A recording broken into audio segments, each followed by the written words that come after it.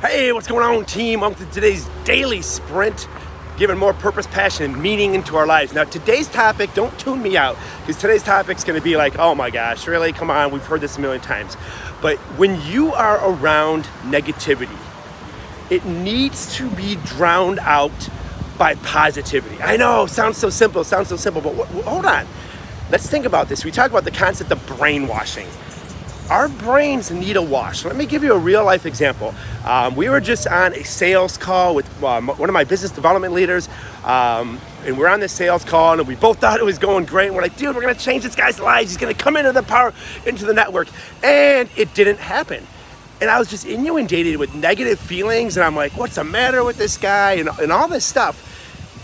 So what I had to do to get rid of this negativity, I just got off the phone just now with a buddy of mine. And we just had a conversation. Now, he's a pretty positive person. I didn't tell him about the sales call. We just talked. And it completely cleaned my brain. It completely diverted me from that negative situation to something like way better. And now it's kind of like out of sight, out of mind, because I'm moving forward. Another real life example. I used to have a boss, but I used to have a guy that I kind of reported to, and just insanely negative. Like really toxic. Do you got some toxic people in your life? Hey, let me know in the comments if you got some toxic people in your life. And what I had to do was, whenever I would be around this guy, and sometimes I'd have to spend like 8-10 hours a day with this guy, I would listen to a positive podcast before I met with him. And normally it was subjects that I knew he would be negative about. Like, he had really crazy money mindset. He would always bash other people. So I would listen to great podcasts, uplifting podcasts like Joel Osteen before, and then after, even if it was a long day, I would listen to a positive podcast after. Now, that took some deliberateness.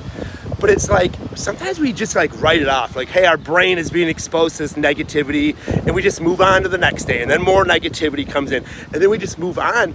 Well, hold on, where's the soap and water?